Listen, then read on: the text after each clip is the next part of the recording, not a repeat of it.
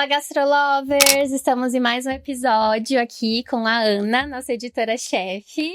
E a Bia, uma das fundadoras da GastroCast. Yes. Hoje vamos falar sobre enteropatia crônica. E hoje eu não tenho mais vergonha. Isso. A gente não vai contar o que tem aqui dentro, não perguntem. Não é água. Pra ninguém falar que não dá pra ouvir minha voz. Fala bem mais perto. Isso, fica perto do microfone. Acho que é um fator para as pessoas ouvirem sua voz. Estamos em clima natalino, como vocês conseguem De ver. vermelho. De vermelho pra combinar. Pleníssimas. Porque é Natal, né, gente? Esse cast Feliz vai Natal, sair o quê? aliás. Feliz Natal. É pra ouvir antes do Natal, hein, galera? Porque ele vai sair uns 5 dias antes do Natal. Então, lavando louça, naquele clima natalino... Vamos ouvir o nosso podcast. Ele ficou muito lindo, gente, Nossa, esse estômago. perfeito. Amei! Valeu, Natalina! Amei, ficou ótimo. Quer começar falando, Ana? Ai, o que é a enteropatia, né, meus amores? A enteropatia crônica é o arroz com feijão, né? É o que a gente mais atende na nossa vida, né? Uma vez, eu fiz um levantamento num dos hospitais que eu atendia, eu era clínica ainda, e a gente começou a fazer levantamento do que a gente estava atendendo mais, tipo emergência, não sei o quê, gastrointestinal, fígado, ortopédico, pulmão, tudo, né, porque era clínica geral. 75% dos atendimentos daquele hospital era trato gastrointestinal. Tipo, ou vômito e diarreias agudos ou crônicos. Então, tipo, é muita coisa. E a gente até escolheu gastro porque é o que a gente mais atende. Na clínica, né? Eu e a Camila, a gente ficava, acho que quando começa a chegar vômito e diarreia, eu prefiro atender. E a gente ficava feliz de atender. É gostoso, a gente né? descobriu, né, que queria gastro. Nossa, eu amo. É muito bom. Chegou vomitando. Deixa comigo, deixa Porque comigo. assim, a maioria das doenças tem vômito e diarreia como um sintoma específico, né? Então... O que torna tudo um pouco mais difícil, né? Que às vezes o problema não é nosso, é uma doença que não é gastrointestinal e ele tá com sintoma gastrointestinal, Sim. né? Por isso é importante a gente excluir as causas, né? Extra-gastrointestinais, excluindo tudo ali, a gente focar na gastrointestinal, se de fato for. É. Você está pulando, porque a gente vai Falta, né? essas coisas. Não, a gente tá aqui conversando. Aquelas... Não, então, mas aí a enteropatia crônica, ela cai nisso. E aí, uma vez a gente fez também um levantamento pra publicar no Acvim da parte gastrointestinal mesmo, tipo, dos meus atendimentos no ano. E acho que deu 70% de tudo que eu atendi foi a enteropatia crônica. Muito louco, né? Muita coisa. Nossa, é muita coisa. Então, para quem não é gastro, é por volta de 70%, porque era um levantamento clínico, e para quem é gastro também, uns 70%. Então, é muita coisa. Então, a enteropatia crônica é muito prevalente na rotina do clínico geral e do gastro, então é muito importante. E Por isso você que a gente tem- escolheu, né? E você tem algum número, assim, de paciente que tem a enteropatia crônica responsiva à dieta? Nesse mesmo levantamento, a gente fez isso e deu 62%. Mas, na época, a gente testava uma dieta só. Então, tipo, porque foi 2022 isso. Então, a gente testava uma dieta, funcionou, é enteropatia crônica responsiva à dieta, não funcionou, não é. Então, hoje, muito 3, 4. provavelmente, esse número aumentaria muito. Sim. Que é o que tem vários trabalhos já mostrando isso, né? Que, tipo, os bichos que não respondem a nada, eles testam dieta de novo e aí, tipo, vê que responde a dieta. Então, E você contou pra gente que no novo consenso fala isso, né? Que tem que testar mais de uma. sim. Agora quem tá comendo a pauta é você sabe, né? A gente não Não. consegue seguir pauta, Não. meu Deus. Ó, é uma falha, mas a gente faz de coração. Inclusive, quem faz a pauta é ela, tá? Mas tá bom. Não. Tô aqui tô indo, entendeu? Mas sim, só queria deixar claro que eu não fui a única. Enfim, a gente colocou essa imagem aqui que fala da enteropatia crônica, que tem predisposição genética, que pode também ser uma desregulação do sistema imune, uma questão também de microbiota, dieta, enfim. E a gente colocou essa imagem para explicar ali as principais questões. Eu mandei da etiologia. Sim. Mas eu acho que antes da gente falar dessa imagem, e ela é mega importante porque os tutores questionam muito a gente da causa, né? Sim. E ela explica a causa, até onde a gente sabe, mas enfim. Antes de falar da causa, é legal a gente falar o que é, né? Porque às vezes a gente soube que tem tutores ouvindo o nosso podcast, achei super Ficamos muito chique. felizes. Então, enteropatia crônica é quando a gente tem vômito e diarreia acima de 3 semanas. É um número meio mágico, eu sempre brinco que, tipo, por que 3 semanas? Não sei, porque Deus quis assim. 3 semanas e acima não de é 3... só diarreia, água. Exato. Qualquer perda no formato das fezes, a gente já considera, já chama de diarreia, né? É bem comum isso também, né? Eles falaram, não é diarreia, é só um cocô mole. Só tá mole. Mole. Tipo, É diarreia? Não. Ou Vomita de vez em formar. quando. quando come uma besteira, vomita. Uhum. Vômito. Bem assim. E aí eu sempre pergunto, você tem diarreia de vez em quando? Então não é normal. E já teve uma vez que o tutor falou pra mim, eu tenho diarreia de vez em quando. Aí eu, então você precisa ir no médico? Urgente, é sério. Tipo, ninguém tem diarreia de vez em quando, então tudo bem, vai num gastro, pelo amor de Deus. Então, assim, não é normal, gente. Se você tem diarreia de vez em quando, por favor, vá no médico. Você pode ser celíaco, uma doença inflamatória intestinal, síndrome do intestino irritável. Quem sou eu pra dar o diagnóstico? Mas vai no médico. Não é normal. Nem vômito. Você pode ser bulímico. Isso também não é normal. Não, é normal. Então, a gente tem que pegar esses casos, né, de tipo quadro gastrointestinal, vômito ou diarreia, independente da frequência e tudo mais, e fazer o que a Ká falou, descartar tudo de fora do trato gastrointestinal, porque tudo causa vômito e diarreia. Sim, tem uma doença específica que a gente pega muito, o hipoadrenocorticismo. Eu diagnostiquei 2 casos lá no hospital, passei TikTok, claro. Maneiro. Mas na triagem, a gente fez lá o cortisol basal, né? Deu baixo. Vamos estimular pra ver se é mesmo. Aí a gente estimulou e aí de fato deu. Boa. E era um paciente que tinha vômito crônico e diarreia crônica. E muitas vezes vem de gastros Sim. e ele não triou pra Teste. hipoadreno. Sim. E aí, às Peguei vezes, a pessoa fala, enteropatia crônica, e a gente vai triar antes pra excluir as causas extragastrointestinais e a gente vê que não é bem assim, não era, né? Era um vômito e diarreia secundária ali a hipoadrenocorticismo. Isso que tu pegou um diagnóstico que, assim, dá até pra passar um pano pra um clínico geral que não sabe, porque é um negócio específico, mas Sim. eu já peguei uma diarreia crônica que era, tipo, renal. Olha Nossa. 1 mês o cachorro com diarreia. Nossa. Me encaminharam como doença inflamatória intestinal / câncer. O cachorro tinha 3 exames de sangue, era hemograma e função hepática. E, enfim, enzimas hepáticas. E era 22 de creatinina. Meu Deus! O quê? Muito alto. E, tipo, 500 de ureia. E o cachorro em decúbito lateral, pele e osso. E eu, gente, não tem uma função renal. Nossa.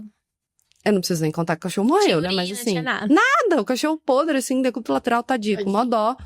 E aí eu assim, gente, mas que estranho, ele tá com odor, né? Que devia ser a litose já urêmica, né? E tal. Eu falei, não é possível que seja isso. Eu coletei o sangue e era 22 de creatinina. Nossa, mas não veio nem com um exame de sangue? Veio com hemograma, LT e FA. Ah, tá. Por isso é importante os clínicos saberem também triar, assim, pedir os exames básicos, um ultrassom, né? Um exame de urina, por exemplo, é bom pedir. Exame de sangue, com Sangue o básico, básicos. hemograma. Antes de encaminhar pra gente, porque vai encaminhar pra gente muitas vezes não é com a gente. Copro. Exato. Copro parasitológico. Nossa, quantos a gente não pega que é isóspora, giardia. E assim, a galera pensa até na giardia quando vem diarreia, né? Mas a giardia causa vômito também. Eu já peguei vários casos que era vômito crônico, o cachorro nunca tinha tido uma diarreia na vida e era giardia. Causando vômito, tanto em cão quanto em gato. Então, copro parasitológico. E assim, eu sempre peço o seriado. Obrigada. 3 amostras, dia sim, dia não, mais fresco possível. E é o básico, assim, é o básico. E aí, assim, o hipodreno é o básico, mas é talvez que não pega um muito. especialista vá pedir, né? Que ele vai dar aquela, não, peraí, vamos fazer tal. Mas o básico é uma função renal, né, gente? Funçãozinha renal é o básico. 22 de creatina me marcou pra sempre. Nossa, muito alto, meu Deus. Não, e ele tava muito mal, tadinho. Parecia cachorro de rua, assim, pele e osso, sabe? Tutora mega cuidadosa, tadinha. Mó dó. Então, tomem muito cuidado com isso, né?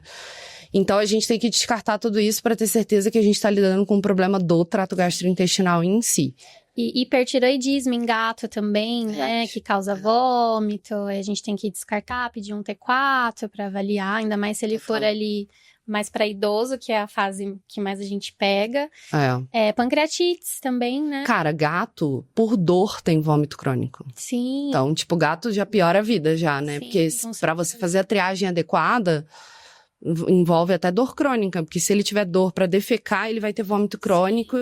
E assim... vocês já fizeram estágio comigo e todo mundo que faz estágio comigo vê que às vezes o cara chega e fala assim, ele tá vomitando. Aí ele fica lá 40 minutos falando do vômito. Aí se você não pergunta como tá o cocô, às vezes o cara não fala. Cão ou gato, né? E aí você fala, mas e o cocô, como é que tá? Diarreia. Todo dia, não sei o que. Você fala, ué? Ele falou 40 minutos e o bonito resolveu que não era uma informação pertinente pra eu ter? Então, também tem que perguntar, né? A gente tem que saber perguntar e perguntar do jeito que você falou, né, Bia? Tipo, o cocô tá mole? Porque às vezes a gente pergunta diarreia e ele fala diarreia não, porque na cabeça do... Não pode mais falar tutor, né? A gente já falou disso, né? Não pode. Responsável. Responsável. Não tô sabendo. Tem que virar a chavinha. É difícil. Acostumar que era agora. Proprietário, aí virou tutor, aí agora é responsável, Nas tipo... fichas tá sempre tutor. Pra se atualizar tá complicado. É bonitinho, responsável. Ô, louco. Babado. Então, o responsável, ele tem que... a gente pergunta, né, e tal, e eles sempre falam, né, tipo, putz, não, diarreia pra eles é líquido, né? Em jato, líquido. Se tá só molinho, não é diarreia, né? Sei lá o que é. Arrancar as informações de alguma forma pra gente ter. E isso também fala da anamnese, né? A anamnese é muito importante pra gente conseguir todas as informações e arrancar do tutor coisas que a gente quer saber que seriam importantes pra gente. Mas muito responsável. Aí, ó, virou a chave. Acha normal o gato vomitar, né? Que fala que é bola de pelo. Acha. Eu acho que uma vez você tinha falado pra gente que o normal do gato que tem pelo longo vomitar é de 15 em 15 dias? No máximo. Mais frequente, 15 em 15 dias. Uma vez por semana já não é normal, mesmo pelo longo. Então, uma vez por mês, ok. Uma vez a cada 2 meses, ok. Mas se for uma vez por semana, já não é normal. E gato de pelo curto não pode vomitar bola de pelo. Essa é o que os especialistas de felinos falam. Porque a bola de pelo, ela é algo que o gato deveria ser capaz de pôr pra fora, de defecar. Então, se ela tá presa, se ela tá acumulando muito no estômago, é porque talvez a motilidade, o trânsito o trânsito gastrointestinal tá reduzido. Então, tá acumulando mais no estômago ou no intestino. E tem uns que fazem até obstrução intestinal e tem que operar e tal. E quando isso acontece, se precisa ir ou para uma endoscopia para tirar, porque, sei lá, tá causando algum problema, ou obstrução gastrointestinal no resto do intestino, a recomendação é biopsiar o intestino. Porque pode ser muito provável que ele tenha um problema não identificado ali ainda. Então é importante isso também, sim. A gente podia falar do exame de ultrassom também, que é bem importante pra gente, né? Sim. Que a gente encontra, enfim. Porque a gente falou do exame de sangue, então hemograma, ureia, create, ALT, FA, albumina. Aí vai para o hipoadreno, copro parasitológico e aí faz o ultrassom. O ultrassom é algo que no Brasil é super acessível, né? Claro que tem lugares caríssimos e tal, ok? Mas tem lugares que você consegue mais barato. Já lá nos Estados Unidos não faz $600 cada ultrassom. Então a galera escolhe a dedo quem vai fazer, né? Nem todo mundo vai pro ultrassom, mas precisa, né? Sim, até pra gente localizar a lesão também, né? Às vezes, sei lá, uma duodenite, uma jejunite, às vezes a gente encontra uma neoformação, por exemplo. Sim. Que aí pra mandar pra endoscopia já não dá. Né? Ainda mais se tiver perda de estratificação, enfim, aí a gente tem que fazer por laparotomia, exploratória, enfim. Ou até Interec, né? Se for, tipo, obstruindo já, né? Sim. Então é bem importante pra gente localizar a lesão. E olhar os outros órgãos, né? Olhar o rim, olhar o pâncreas, olhar fígado, gato, principalmente. Outras doenças. Mas pesquisa de diagnósticos diferenciais e tentar compreender qual é a gravidade do seu problema agora. Porque uma parte do diagnóstico e do tratamento vai ser entrar com dieta, né? que a gente vai ter um episódio só disso, mas tipo, a dieta vai fazer parte do diagnóstico e do tratamento, mas para você ter tempo para uma dieta funcionar sem biópsia, você precisa ter exames bons. Porque se você tiver exames alterados, um intestino com perda de estratificação e tal, não dá tempo de você tentar uma dieta. Tipo, corre pra biópsia, não tem o que fazer. Então, isso é um dos parâmetros muito interessantes da gente ver. Sim. Os exames de sangue, ok, o bicho tá comendo, claro. E o ultrassom não tem nenhum sinal que possa ser uma neoplasia muito óbvia, assim. Então, eu acho que é bem importante. Não fazer em excesso também, né? Não precisa um ultrassom por mês, por semana, mas pelo menos ter um relativamente recente, eu acho que já é o suficiente. Que às vezes a gente pega aqueles animais que estão com vômito crônico, diarreia crônica, score corporal super baixo, não dá muito tempo da gente ficar testando dieta, por exemplo, né? Que foi o que a gente conversou. E aí a gente tem que partir pra biópsia. Que aí já tem cara de que é um linfoma, um carcinoma, alguma coisa assim. Não dá tempo de ficar... Sim. Não, vamos esperar 45 dias da dieta funcional. O cachorro lá, tipo, morto, comendo hipoalergênica. E Ana, em questão de dieta, assim, você conversando com o tutor, porque a gente tem essa questão de testar 3 dietas e tem essa espera aí, né, de 3, 4 semanas. Você pega muito tutor, assim, falando, ai, mais uma dieta, mais... Se querem um remédio. Sim. O remédio vai ficar feliz. Que acaba que... Depende, né? Acho que, tipo, depende do tutor. É que eu acho que tudo depende da forma com que a gente coloca o argumento, né? Tipo, se você virar pra ele e falar assim... Olha, a gente pode tentar uma comida, mas assim, se não funcionar, vai ter que ir pra biópsia e dar remédio. Se você colocar desse jeito, ele vai falar, então vamos pra biópsia e vamos dar remédio, porque eu não aguento mais. Aí olha a outra forma de você colocar. Olha, se a gente fizer a biópsia, independente do resultado, de qualquer modo, ele pode ou não responder a uma dieta. E se eu conseguir tratar ele com dieta, eu não preciso dar remédio, porque ele vai melhorar e eu vou tratar ele com comida e não com remédio. Porque se ele entrar com remédio, talvez tenha que tratar pro resto da vida. São 2 formas de você colocar. Dá pra ser... Você pode convencer o cara de 2 formas diferentes, entendeu?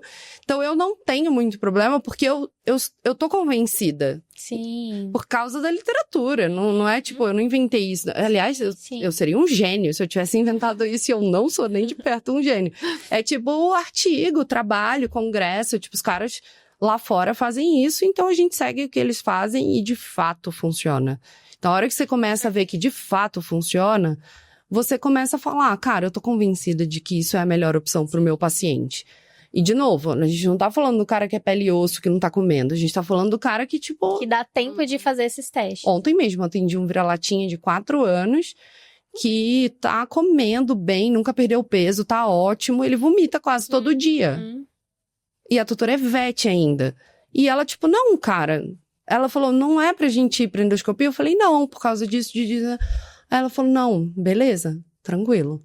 Porque, assim, eu acho que se a gente explica pro cara que a biópsia não vai resolver nada, que a biópsia é só um diagnóstico e que não necessariamente vai diagnosticar se ele vai responder ou não à dieta, porque não vai vir escrito. Ah, ele é responsivo à dieta, ó. Sim. É responsivo à dieta, vai dar certo. Não existe isso. E é também importante a gente falar que não existe teste alérgico, né? Que tanto o teste, o prick test, que é aquele cutâneo, quanto o sanguíneo, e tem uns outros, tipo biorressonância, que eu peguei esses dias. Sério? Eu não quero falar sobre isso. Tópico difícil. É um tópico delicado pra mim. Sensível. Não vou falar sobre isso. Enfim, nenhum desses testes, holísticos ou não, eu sendo cancelada no podcast número 2, eles não... A literatura não usa porque eles não batem com a realidade. Então vem assim, vem no prick test ou vem no teste sanguíneo. Ah, ele é alérgico a frango, mas suíno ele pode comer. Aí a gente dá o suíno e ele tem diarreia. Então, tipo, não bate com a realidade. Então, você pode fazer, vai gastar, tipo, sei lá, R$2.000 o teste sanguíneo que vai para os Estados Unidos e tal, mas ele não bate com a realidade. Então, lá fora, e isso vai estar no guideline, no consenso, que deve sair Esse ano já não dá mais tempo, né? Não dá mais tempo. Deve, A gente ainda falou no último... Ai, tomara que saia. Não sou eu que tô fazendo, eu não posso me responsabilizar pelo trabalho publicado alheio. Então deve sair em janeiro, né? Janeiro, fevereiro, sei lá, o consenso de enteropatia crônica de cão. Eles já comentaram e tá escrito já lá na prévia do guideline que teste alérgico, sorológico e tal não presta. Não serve pra nada. Pra trato gastrointestinal. Pra pele, pra fazer vacina e tal, aí já nem sei opinar. Pode ser que sim, pode ser que não sei. Procure seu dermato. Mas, enfim. Então, só voltando aqui na sua linda figura, que ela realmente é bem legal, ela fala da causa, né? Então, o que causa essa enteropatia? Se não é uma alteração renal, hepática, neoplasia, parasito, nada disso, na verdade é uma alteração do cachorro individual, Sim. que envolve tanto uma predisposição genética, quanto com uma alteração desregulada ali do sistema imune dele, com fatores ambientais. O que significa isso? Talvez aquele mesmo cachorro daquela mesma raça com aquela predisposição em outra casa não tivesse enteropatia crônica. Então, qualquer um desses pilares, se ele não acontecesse, a gente não sabe se aquele cachorro teria ou não vômito crônico. Não dá pra saber. É tipo viajar na maionese. Mas, enfim, o que eles veem é isso. Então, às vezes, eu tenho, sei lá, 5 cachorros de uma mesma ninhada. Só um tem enteropatia crônica. Ou seja, você tem a predisposição genética, você tem a alteração de resposta imune. Ok, é individual, mas Sim. Cachorros da mesma ninhada, teoricamente, têm o mesmo sistema imune? Talvez, não sei. Mas aí eles estão em ambientes diferentes, então talvez os outros não tenham enteropatia crônica. Então, enfim, ninguém tem certeza disso, não há certeza absoluta de nada disso, mas parece fazer sentido tudo isso para os autores que estudam isso. Então, basicamente é predisposição individual, alteração de resposta imune e fator ambiental. E um deles é dieta e o outro é microbiota. Então, eles respondem de forma diferente ao que eles comem e as próprias bactérias do trato gastrointestinal. Isso é muito importante. Pro tratamento também, né? Com certeza. E falando de vômito crônico em gato, porque os gatos é bem complicado, né? Felinos é um mundo à parte, enfim. Então, às vezes a gente encontra, o gato com vômito crônico, a gente vai pedir os exames, descartou ali todas as causas gastrointestinais, mas não tem alteração no ultrassom, né? E às vezes não vai ter mesmo.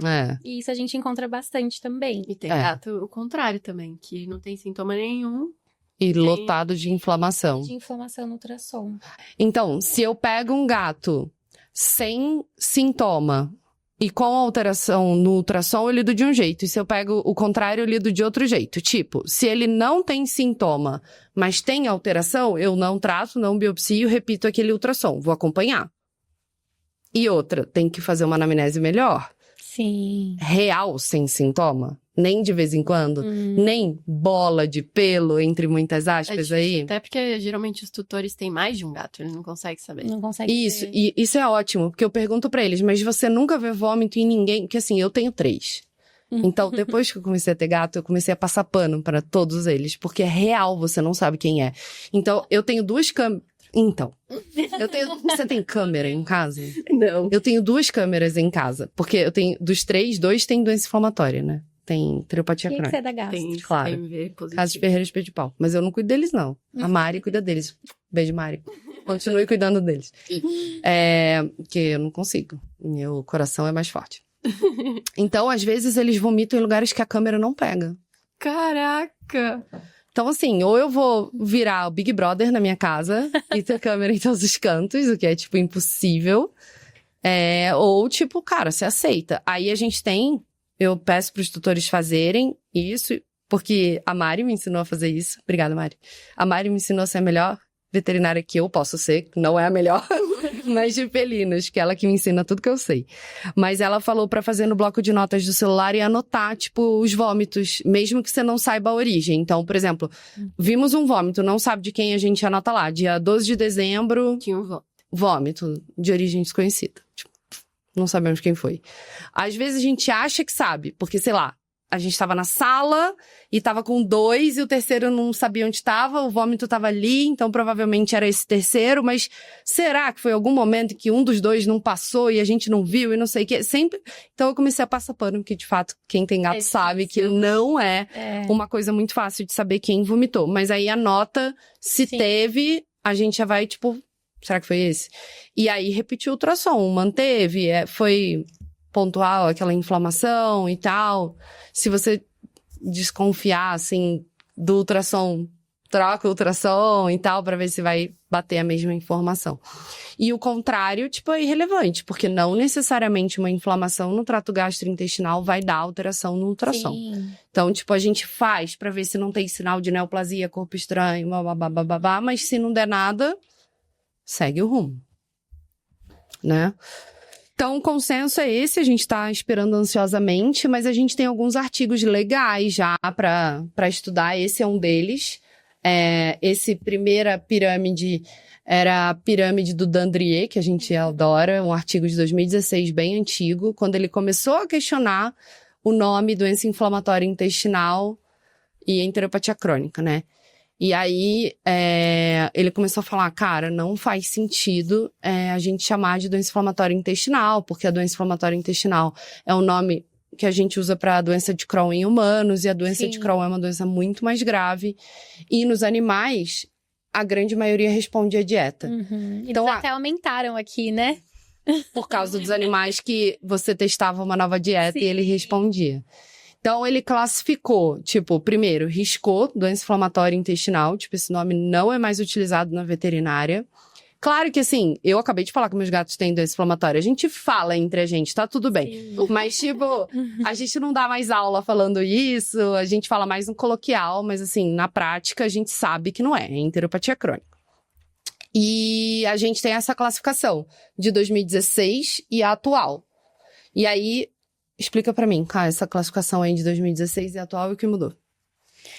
Então, aqui eles aumentaram, né, a questão dos responsíveis à dieta, porque como a Ana falou, como a gente sempre conversa, a gente tá testando mais dietas e agora no novo consenso eles falam para testar até 3 dietas naquele paciente que está bem, clinicamente bem, que dá tempo de você testar, antes de você focar em outra coisa, enfim. Porque a gente tem os responsíveis à dieta, a gente tem os responsíveis a imunossupressores também, que é uma segunda que tá em inglês, né? Tá em inglês, né? Sim, então, tem que ver as legendas. Então FRE é a enteropatia responsiva à dieta, ARE, enteropatia responsiva a antibiótico, IRE, enteropatia responsiva a imunossupressor, e NRE, enteropatia não responsiva a nada.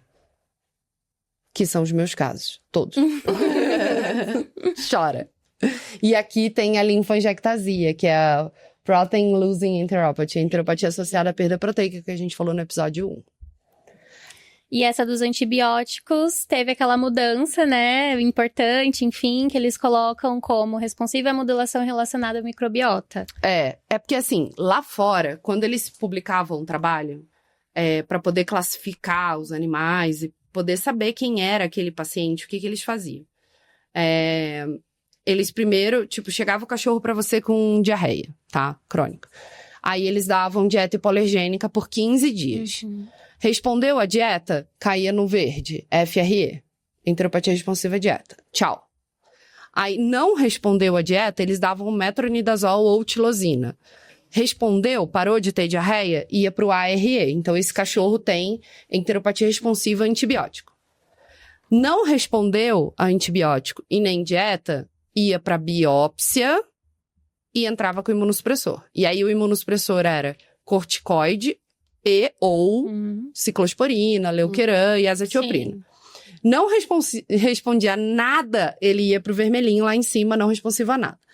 Só que aí, isso foi em 2016, né, essa pirâmide. Em 2019, a Karen Allenspach publicou um trabalho interessantíssimo provando que os caras responsivos a antibiótico, eles chegavam a um momento em que eles paravam de responder. Então, lá em 2019, a gente nem tinha ainda, assim, tipo, super difundido painel de disbiose, transplante, nada disso. Sim. A Karen falou, gente, 0% persiste. respondendo ao antibiótico. Eles voltam a ter diarreia mesmo tomando antibiótico. Que é o que a gente vê na rotina mesmo, Sim, né? Porque mata toda a galera do bem. E o antibiótico não resolve nada. Ele mata mais do que deveria matar. Ele arregaça a microbiota, né? Então, eles começaram a questionar, tipo, gente, isso aqui não tá fazendo bem, vamos parar de fazer isso. E aí, começou a publicar um monte de artigo, o teste da microbiota intestinal começou a evoluir, começou a ficar bem tranquilo de fazer. É caro, mas dá pra pagar, né? Tipo, dá pra pagar. É mais barato que uma biópsia. Então, tipo, beleza. Então, esse trabalho é de 2025, se eu não me engano, 24, 25, eu não lembro. Esse dessa pirâmide nova.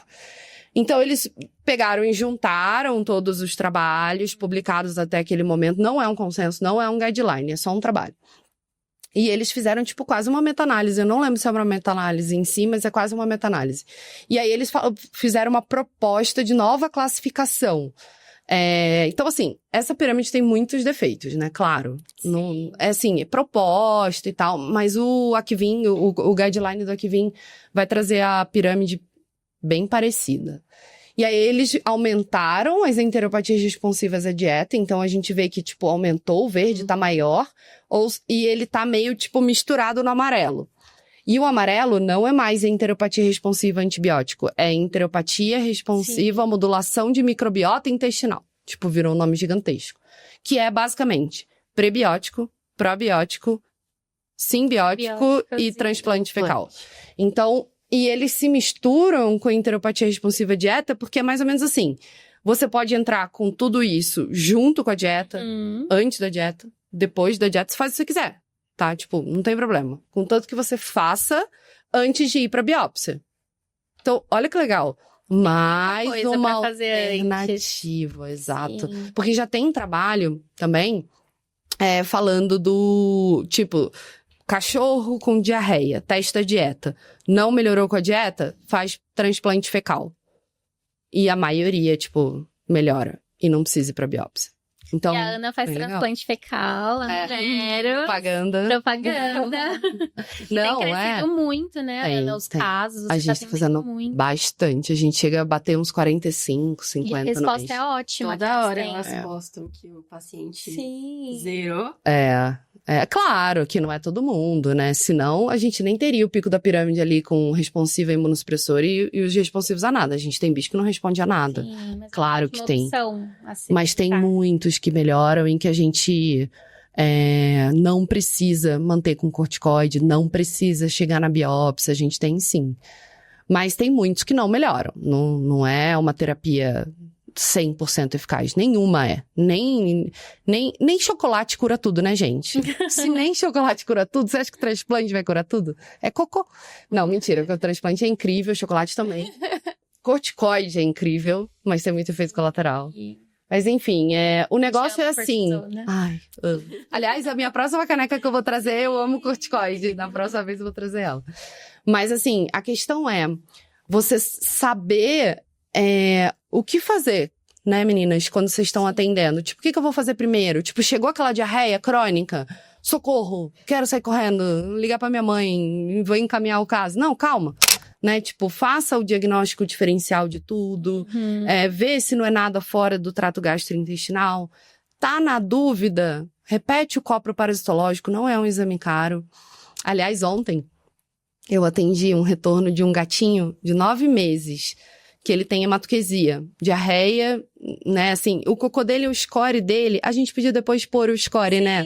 O score dele pela purina é um score tipo 5, 6, então não é o pior, que é líquido, então ele faz sólido, mas meio molinho, com sangue. E todo dia ele faz um ruim com sangue, tá? Esse é o 4. Só que ele tem 9 meses, e ele já teve isóspora 2 vezes, e alguma outra parasito, que eu não vou lembrar qual foi. E, cara, 9 meses. Qual a chance de ser enteropatia inflamatória, linfoma. Não, deve ser. Então, ele tem 78 mil copros, mas eu pedi de novo, porque será que não tá lá ainda algum bicho? E, Às gente, vezes naquela amostra não saiu. então, Mesmo sim. fazendo seriado. Claro que se você tem um gato de 16 anos com diarreia, você não precisa ficar perdendo tempo e dinheiro. Mas se você tem um gato de 9 meses, 6 meses, né? Não custa fazer um parasito a mais ali. E aí, então, você pega aquele bicho lá, não surte e vai num passo a passo, né? Tipo, cola, faz um print screen aí e salva esse artigo no celular pra saber se guiar, né? Por ali. Então, eu gosto bastante dessa pirâmide por causa disso. Então, não respondeu a dieta, não respondeu a transplante, probiótico, prebiótico, simbiótico, transbiótico, qualquer biótico, aí vai pra biópsia, antes de entrar com o imunossupressor. E você pega muitos que não respondem a nada? Pego. Aí você chora. Eu choro porque, cara, é muito frustrante. Você já pra chegou todo nessa mundo. parte? Não. Eu também não. Amém, Jesus.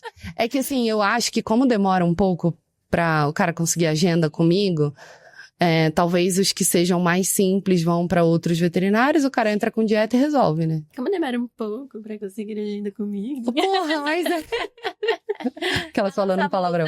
muda. Não, é que tá espera grande, assim, mas é chato isso, porque eu queria muito atender os responsivos à Com dieta. certeza. Ótimo. É muito ruim, cara, porque é muito frustrante, é muito triste, o bichinho não melhora com nada, e a gente fica naquela sofrência junto, e quer que, assim, se tiver algum tutor nos ouvindo, a gente quer que ele melhore mais que vocês, não, mais não, mas assim, Sim, tanto a gente nem quanto. dorme direito, às vezes, com alguns casos que a gente Cara, pega. Eu Vai, fico manda pra- mal, eu fico... Escute, não sei. O que eu tô Sim. fazendo errado? Não, pera. Eu vou conseguir, vai dar tudo certo, a gente vai vencer essa junto. A gente fica mal junto com eles, E né? é importante falar de ter paciência nesse caso também, né? Porque é coisa que vai tempo até a gente testar a dieta, ver se não responde, entra com imunossupressor, tudo isso leva um tempo. A gente quer muito que eles melhorem com ração. Seria um sonho, né? Se fosse assim. Seria. E seria um sonho que fosse uma coisa mais simples e curável, mas uma informação que a gente não falou até agora é que não tem cura, né? Nada disso que a gente tá falando tem cura. É uma doença crônica que o bicho vai ter pro resto da vida, ele vai ter e isso é uma das coisas que eu, dependendo de como tá sendo a conversa, eu já falo logo na primeira consulta, ó, ele não vai ter cura, ele vai ter isso pro resto da vida, altos e baixos, a ideia é a gente deixar ele com o mínimo de crises o possível, o mais espaçado possível, mas não tem cura. Então, E fazer o acompanhamento sempre com a gente também, né? Que vira e mexe esses pacientes. somem. A gente vai. Exato. Eu ia falar. Somem total. Ficam bem, somem, voltam pra gente totalmente mal, às vezes. Enfim, então é bem importante falar. Meu, e Voltar quando os gatos. some, vai pro clínico. Eles Dá aquela desregulam tudo que a gente fez. Faz metronidazol, Na internação interna, aí já coloca o antibiótico. antibiótico, aí ferra com a microbiota. É ótimo. Fico super feliz.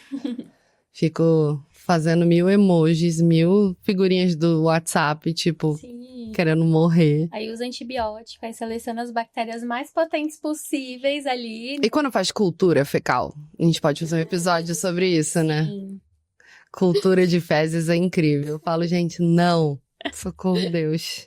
A gente vai ter um episódio disso hoje mesmo, né? Um take sobre as polêmicas da gastro. É verdade. A gente vai falar disso. Vai ser ótimo. E as principais diferenças? De cão e gato? Ah, cara, eu acho que o gato, ele esconde mais doença do que o cachorro. O cachorro é sofrido, né? O cachorro dá um vômito, ele, ai, vou morrer. É igual o homem gripado, né? Nossa, vou morrer, tô morrendo. O gato não, o gato ele é tipo caçador, né? Ele é pico da cadeia Vai alimentar. demonstrar lá no último mesmo. Ele começa a perder peso a hora que já tá Sim. só o pó da rabiola. Então, essa é uma das diferenças. O cachorro é mais dramático. O gato não, o gato esconde. E o gato, eu acho que tem mais vômito do que diarreia. Quando tem diarreia é tipo, putz, caos. E o cachorro... Ah, o cachorro... o cachorro eu acho que tem mais vômito também do que diarreia, né? É que a gente consegue localizar também, né? Por exemplo, um vômito bilioso. A gente já avalia e fala, pode estar com uma duodenite. É, né? verdade. Enfim, agora o gato, ele pode vomitar por qualquer inflamação, qualquer porção intestinal ali. Então, o gato é sempre um desafio pra gente. E eles têm uma grande predisposição a fazer linfoma. Isso é. E a gente nunca sabe quando é, né? Linfoma. Não dá pra saber no ultrassom, não tem nenhum marcador.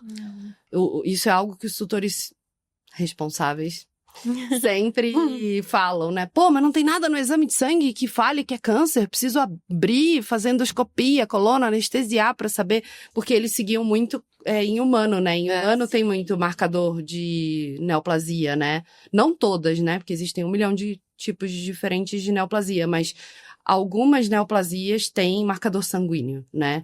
Mas não tem marcador sanguíneo para neoplasias de trato gastrointestinal. Então, não dá para saber por exame de sangue por nada, tem que biopsiar. E o gato, a gente sabe que a inflamação benigna tem uma facilidade muito maior de virar um linfoma de pequenas células e um linfoma de grandes células. E o cachorro é mais difícil, não é impossível, mas é mais difícil. É bem mais raro você ver um cachorro virar neoplasia. Geralmente ele é neoplasia, tipo, já era. E aí a gente colocou um tópico de escolher quando pedir a endoscopia e quando pedir a laparotomia. É difícil? É difícil.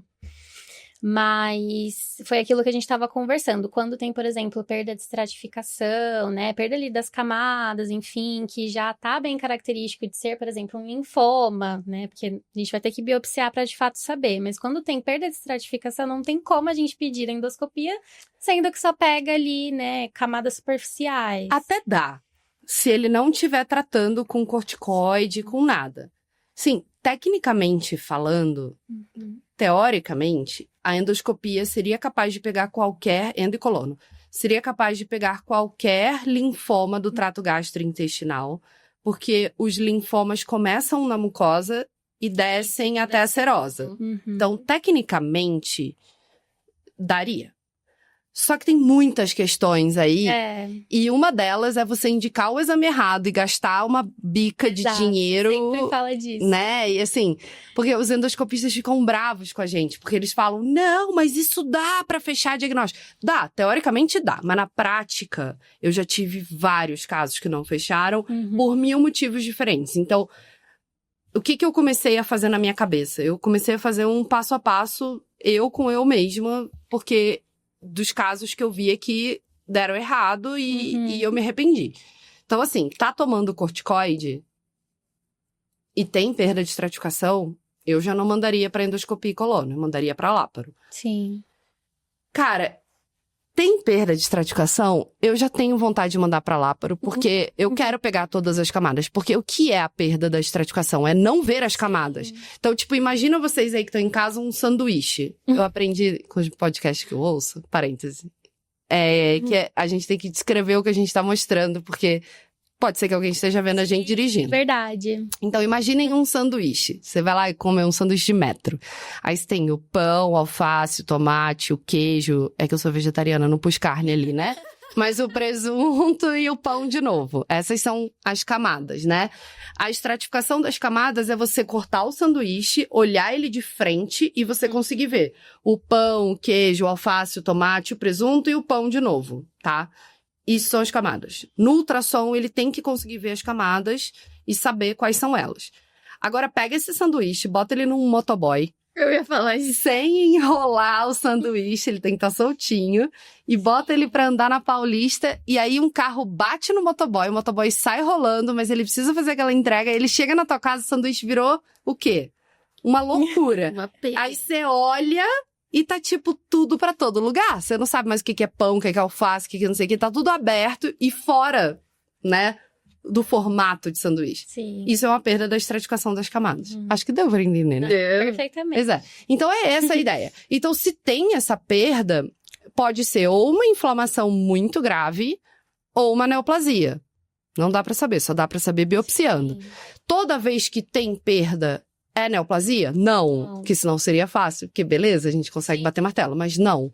Então, se eu tenho aquele sanduíche derrubado do motoboy, Eu prefiro mandar pra Láparo do que fazer o cara gastar. Porque, olha só, eu penso eu sendo tutor, tá? Eu sempre penso eu sendo tutor. Com certeza, a gente se põe no Tudo bem. lugar, né? Eu quero menos invasivo pro meu paciente. O risco dele vir a óbito, de pós-operatório, de tudo. E até o preço. Muitas vezes é mais barato se eu fizer endoscopia e colono. Mas se coloca nos dois lugares. Você vai pra endo e colono, gasta, sei lá, X mil reais, demora 14 dias pra sair o resultado. Pra vir ou inconclusivo ou benigno. E aí você fala, será? E aí você vai ficar na dúvida, porque foi endocolono, e você vai ficar, será que eu peguei todas as camadas do meu sanduíche? Será que o câncer, né, a neoplasia não estava mais na muscular, e aí a endo não pega muscular? Então, eu sou dessas, eu vejo perda, eu prefiro ir pra Láparo. E pros gatos? Mesma coisa. Se não tiver perda de estratificação, dá pra gente tentar uma endo e colono, mas é assim, cada caso é um caso. Mas cada caso é um caso. É isso, cada caso é um caso, não tem jeito. Dá pra mandar sim, principalmente se o endoscopista for muito bom, o aparelho for muito bom e conseguir pegar bastante fragmentos. Tem essa questão também, né? Conseguir chegar no ilho, porque alguns não conseguem. Alguns não chegam nem no duodeno. Nossa, é. E as biópsias pequenininhas, porque usa aquele menor endoscópio do mundo. Sim. E aí, tipo, tem que fazer de acordo com o guideline. Então, são 10 a 15 fragmentos por segmento. E aí, eles já querem morrer e me matar e me xingar. Então, tipo, porque eles falam que absurdo, 15 fragmentos de cada segmento. Não fui eu que inventei esse número. Foi o guideline. E por que que precisa? Porque quando a gente pega um fragmento por Láparo, é um fragmento maior, né? Então, você consegue pegar ali as células que você precisa para fechar o diagnóstico. Quando é de endoscopia, é pequenininho. Imagina uma pinça. Não é uma pinça de sobrancelha, é um pouquinho maior. Assim, uma dente de rato, vai. Quem é veterinário sabe que é pinça de dente de rato lá da anatomia. É tipo uma dente de rato, assim, pequenininha. Então, é muito pequeno o fragmento. Então, ele precisa biopsiar, tipo, 15 vezes aquilo, porque... Não sei se vocês já olharam no laudo. Um bom laudo de histopatológico, ele vem assim. Foram observados 15 fragmentos de estômago, 15 de duodeno, 15 de ilho, 15 de colo. Aí ele vem assim. Dos 15 fragmentos, X deram bons e X deram ruins. Eles têm um nome bonito pra isso, tipo, sei lá, conclusivo, sei lá. Por quê? Porque esses 15 pegou a pinça de ladinho, na hora que foi colocar na esponjinha, amassou, na hora que o motoboy foi levar da clínica até lá, o fragmento grudou na tampa, ficou sem formol. Então, assim, tudo pode dar errado. Então, se você coleta 2, 3 fragmentos, e aí 2 dão ruins, amassados, e que só pegaram a ponta da vilosidade, só um vai servir pra analisar. E aí, o tutor vai chegar pra você com uma biópsia e falar, eu já tenho biópsia. Não deu câncer. E aí, você olha a biópsia e fala... Então, tem que olhar isso também. Isso é importante da gente olhar na biópsia. E é importante a gente confiar em quem tá fazendo o exame. Como você falou, é bem importante isso. Pegar os fragmentos certos, né? De 10 a 15, pegar a região certa, do jeitinho que tem que ser. E assim, se tem essa perda de estratificação, às vezes tem fibrose na mucosa, às vezes o endoscopista não consegue penetrar tão bem com o endoscópio, então eu já fico meio assim. Os casos que eu peguei que tinha perda de estratificação e foi pra endocolono, não fechou. Não fechou, né? Então eu falo, putz, alguns vieram indício de... Outros nem isso. Nem isso. Peguei um gato esses dias, Lolão, o nome dele.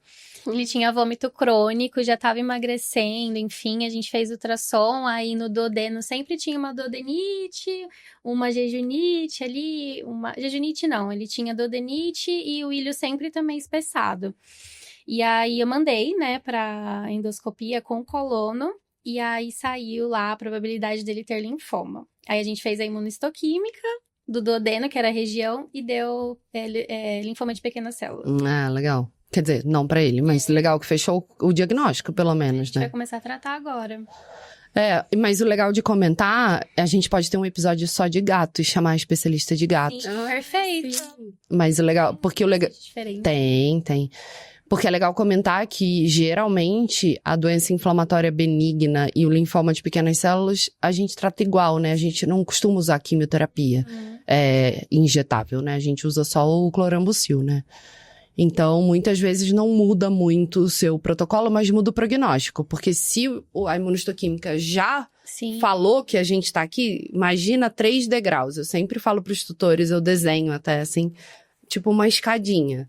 Doença inflamatória é o 1º degrau, linfoma de pequenas células é o 2º degrau, a gente tá subindo a escada. E a linfoma de grandes células é o 3º degrau. Se a gente já tá no 2º, opa, atenção aí, vamos acompanhar mais de perto, não vamos soltar a mão desse cara, vamos fazer os retornos bonitinho, porque para ele subir mais um degrau e o 3º pro céu, teoricamente caso não bem custa. crônico já, então assim, ele tava emagrecendo, ele tava bem ruim já. Mas tem casos que a gente pega que estão super perdendo de peso, eu faço a biópsia e dá benigno, tipo, doença inflamatória, eu falo... Que bom, eu acho. Tomara que seja isso mesmo.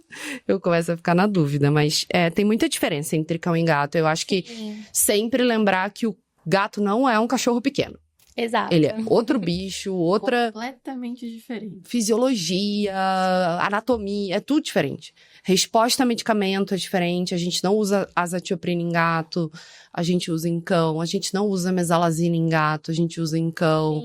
A gente não mantém cão com corticoide. Evita ao máximo, né? Manter cachorro com corticoide pro resto da vida. Gato a gente mantém pro resto da vida, porque senão ele sobe a escadinha pra virar linfoma. Essa é uma questão importante também que você falou. Eu queimei a pauta? Não. Ai, susto, achei que ela ia me acusar.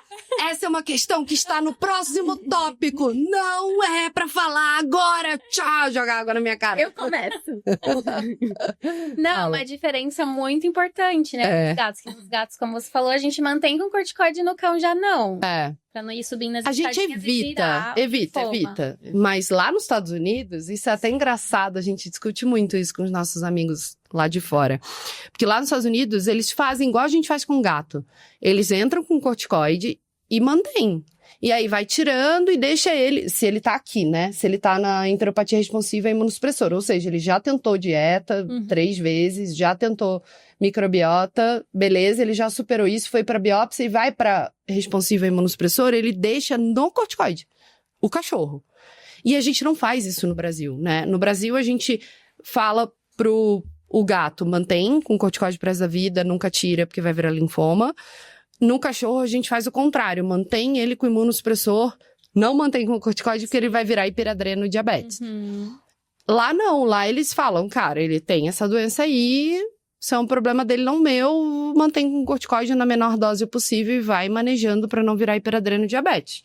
E aqui a gente consegue manter eles bem, muitas vezes, só com imunossupressor. E aí lá... eles pegam e usam o imunossupressor no cara que não responde a corticoide. Ou então, tipo, precisa de doses altas demais de corticoide. E aí eles falam, tá, vai, é muito corticoide, vamos entrar com imunossupressor. Mas aqui no Brasil a gente faz diferente. A gente evita ao máximo manter o cachorro com imunossupressor pelo risco do hiperadreno e da diabetes. Mas o gato não tem tanto isso, né? O gato não tem tanta diabetes e tanta...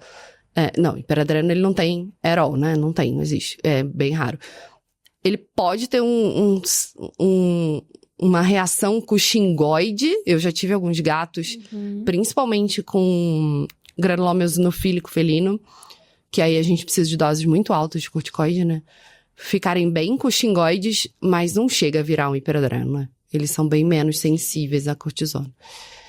Mas é isso, a diferença é essa. A gente tenta manter ele com imunossupressor e o gato não. O gato a gente nunca tira corticoide, porque mesmo o seu gato, que é linfoma, ou o seu, não, né, isola. O seu paciente, tadico, que é linfoma, eu já tive alguns problemas com oncos que trataram esses gatos, que era linfoma, e o protocolo da quimioterapia é você tirar o corticoide e depois até tirar a leuqueran, mas... correr pra tirar corticoide. Só que o grande problema do gato é que o linfoma no gato, ele é sequencial ali. Tipo, ele pode ter linfoma no duodeno, mas no jejum, no ilho seco e o cólon é doença inflamatória benigna. Sim. Ou, sei lá, enfim, um linfoma no jejum e o resto ser benigno e etc. E ainda tem a tríade, ele pode inflamar fígado, e ele pode inflamar pâncreas, né? Vesícula biliar, fígado e pâncreas. Então, se você tira o corticoide, a gente acabou de falar, essa doença não tem cura. Ele vai ter a inflamação. A gente tirou o corticoide, deixou só o Leukeran, ele vai ter um pico de inflamação. Então, os outros órgãos que estão só no Leukeran, eles vão falar, opa, e eu? Por isso é importante manter corticoide, Leukeran ali nesse caso, né? Sim. Tentando não tirar, mas... Manter a menor dose. Mantém numa dose baixa, dia sim, dia não, para manter a inflamação controlada e acompanhar sintoma e ultrassom para ver se você está conseguindo controlar direito essa inflamação. Porque senão ele vai ter pico de inflamação. E tem uma questão também desses pacientes que melhoram e somem. E aí eles voltam lá, porque o Leukeran causa imunossupressão importante. Enfim, a gente tem que acompanhar no hemograma pelo menos a cada 30, 40 dias, né? Depois dá umas passadinhas a cada 2 meses no máximo, mas não some, não? Não some, pelo amor de Deus. Eu já tive paciente gato que, tipo, passou 2 anos e voltou. Ué, mas você não falou que ia tomar corticóide pro resto da vida? Sim, mas não 20 gotas. Tipo... sabe? Não, e aí você vai diminuir, ele não melhora mais, aí você fala. Acostumou lá, né? Cara, é surreal. Tem muitos que somem tomando corticoide em dose alta e Deus ajuda a não virar diabético. Mas eles têm uma menor probabilidade de virar diabético, né? Enfim. Eu vendo que a gente pulou pra cá, depois veio pra cá. Eu tô perdida, e agora? Qual que é? A outra tá pegada na pauta. O que importa é falar tudo da pauta. A gente falou tudo, né? O histopatológico. A gente falou também. A gente pulou marcadores intestinais. É verdade. Quais são os marcadores, Bia? Cobalamina. Gosto. Pra gente saber, geralmente, quando tem alguma alteração em ilho, que se a cobalamina vem alterada, geralmente é porque eles têm alguma inflamação no ilho, porque é lá que tem a reabsorção. Mas sempre tem um chato, né? Esse chato sempre sou eu. No ano passado, no GUTC, a gente viu um trabalho, foi trabalho científico publicado em congresso, não tá em artigo ainda. Mas era o trabalho da galera lá da UC Davis, se eu não me engano, lá de, acho que é Los Angeles, Eles fizeram um trabalho com histopatológico dosagem de cobalamina em gato. E eles viram que tinha vários gatos com doença inflamatória intestinal, com a cobalamina baixa e 0 inflamação no ilho. E aí eles... Ué? E agora? E agora? Só que a gente questionou algumas coisas na apresentação da menina, da Mina, o nome dela é Mina, que ela não tinha TLI desses gatos. Então, a cobalamina também cai quando eles têm insuficiência pancreática exócrica. Mas eles também não tinham sintoma, mas a gente também sabe que gato não faz sintoma para IPE, mas talvez para publicar ela vai ter que fazer TLI dessa galera para ver isso, mas é esquisito. Será que não existe receptor em outros segmentos do intestino? Provável que sim. Provável que tenha pelo menos alguns ali em jejum, alguma coisa que a gente não saiba tanto, porque teve esse trabalho aí que todo mundo ficou, mano, e agora? Mas, enfim, é sinal de inflamação intestinal, né? Geralmente ilho, mas fica essa interrogação aí se esse treco não vai evoluir. E é IPE, né? Isso também pode causar B12 baixa, e o legal de dosar B12 é repor a B12, né? Então, sim, se dá baixa, reponha. Ou limítrofe, né? Tipo, sei lá, se o limite é 200 e deu 210, reponha. Não tá normal, já é sinal. Sim. Vitamina D também é um marcador. É. Vocês usam a proteína C reativa como um marcador? Acho que depende do caso também, Depende do né? caso, porque ela é mais de inflamação muito mais aguda, né? Eu acho que inflamações muito crônicas... Pacientes internados, assim, né? Seria... Aí sim. Eu não uso muito de rotina, não. Só o povo da internação que pede. Não uso muito, não. Folato é que eu não uso mais. Sim. Detesto. Cara, o negócio não... Porque assim, o que era o folato, né? Vitamina B9, né? Ela aumentava em caso de disbiose, né? Era o único parâmetro que a gente tinha pra disbiose, né? Porque dizia que as bactérias produziam folato e aí o folato subia. Só que a gente vê hoje bichos sem disbiose, porque a gente tem um exame bom para disbiose, que é o painel de disbiose, que também é um biomarcador, a gente vai falar dele. Mas a gente vê bichos sem indício de disbiose no painel de disbiose com folato alto. Então, assim, eu não tem gasto porquê de folato mais. Eu não faço. B12 eu faço. Uhum. E o painel de desbiose eu gosto bastante. A vitamina D também. Porque, principalmente na linfangectasia, ela cai, né? Sim. E bicho que come comida caseira também, que precisa repor. Mas eu gosto muito do painel de desbiose. O painel de desbiose, que é um exame fecal, né, da gente avaliar as bactérias do intestino, não é uma cultura, ele é um PCR, um qPCR, em que a gente olha a quantidade das bactérias. A cultura fecal só vê se tem ou não tem, né? E nem vê todas. Mas o painel a gente consegue ver as principais relacionadas à enteropatia crônica de cão e do gato, que são diferentes, e a quantidade delas. E ele hoje já é considerado um biomarcador. Sim, muito importante. Tipo, ele tá alterado e o cachorro não tem sintoma, se atenta porque vai ter. Então, tipo, Sim. repete esse painel e acompanha esse cachorro.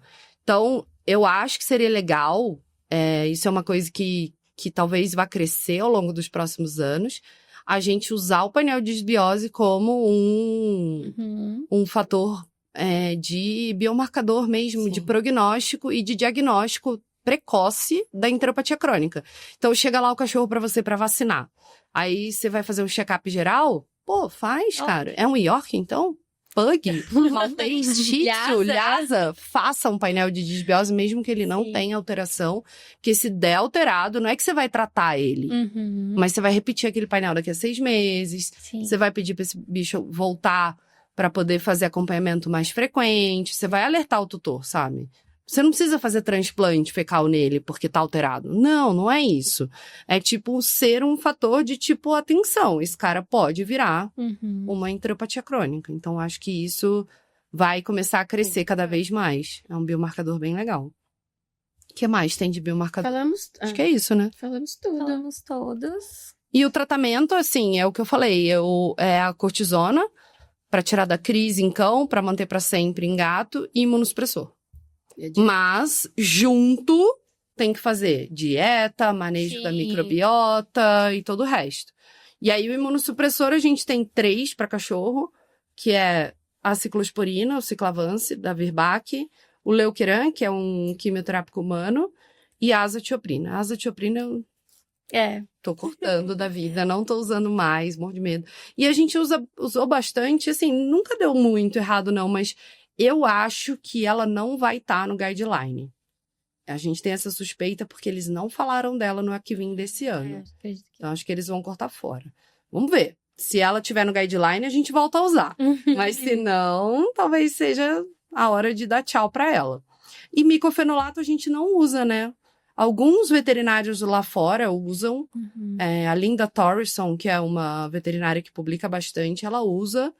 Mas eu tenho vários pacientes que têm anemia hemolítica imunomediada, trombocitopenia, e tomam micofenolato e precisam de corticoide para a parte gastrointestinal. Então, será que funciona? Sim. E a gente ia comentar também do ciclavance, né, Ana? Que na parte de dermato a gente usa uma dose e totalmente diferente da gastro. Verdade. Muita gente estranha e fala, tá usando essa dose nessa frequência, a nossa é totalmente diferente. Então a gente usa a BID, né? Porque a ciclosporina, ela, pra dermato, ela se acumula na pele na dose de 5mg quilo. Então, se você ficar 5mg quilo uma vez ao dia, ele provavelmente não vai se coçar, mas você não vai ter o efeito imunossupressor. Sim. Você vai ter só o efeito antipruriginoso. Então, para você ter o efeito imunossupressor, você precisa de 5mg por quilo 2 vezes ao dia, no mínimo. Tanto para a parte gastrointestinal da doença inflamatória, quanto para hepatopatia autoimune. As 2 doenças 2 vezes ao dia. E ainda dá para bater 10mg por quilo 2 vezes ao dia. Teve um paciente essa semana que eu dobrei a dose dele. Se ele funciona, mas ainda tá um pouquinho esquisito, dobra a dose para ver se vai antes de você desistir e ir pro próximo imunossupressor, tá? Então, a ciclo... E eu gosto de usar... a gente não tá ganhando nada com isso. Virbac nota a gente, pode patrocinar, estamos aceitando. Mas eu sempre uso o ciclavance, porque o manipulado, a biodisponibilidade é um pouco menor e às vezes eles têm mais náusea. Sim, você até comentou da gente colocar numa cápsula. Dá pra encapsular, e congelar, pra ter menos náusea ainda. Mas eu sempre uso o da Virbac mesmo. Não curto muito manipulado, não. Eu acho que ele não tem tanta eficácia, eu prefiro. Então, vamos se despedir, né, galera? A gente quer desejar pra vocês um Feliz Natal, um próspero Ano Novo, que 2026 seja incrível pra todas nós. Estamos aqui de Mamãe Noel pra, Sim, a caráter. a caráter, desejar esse Natal cheio de luz, Espero de que vocês paz. estejam gostando. Por favor. A gente vai trazer mais temas aqui. Ai, sabe o que eu quero pedir pra eles? Eu sempre quis falar isso. Ativa o sininho. Ai, sim! E hate lá o podcast, como fala? Dá nota lá, as estrelinhas, bota 5. Mãe, bota 5, mãe. Dá joinha lá, que tá faltando da joinha. A gente viu que deu... Como que é? Curte, compartilha. manda pros amigos, pros responsáveis, tutores, proprietários, pra quem que você quiser, pra empregada, faxineira, a tia do café. Eu acho que, pô... E é muito legal que tá todo mundo assistindo. O pessoal do trabalho, o pessoal da família. Ai, que né? legal. Gente que você nem imaginava estar assistindo, assim. É muito legal, a gente fica Mãe. muito feliz. Curte aí. É. Mãe e pai, por favor, não viu o joinha de vocês lá. E é isso, galera. Então, beijo e a gente Feliz se Natal, vê gente. no ano que vem. Natal. Beijo.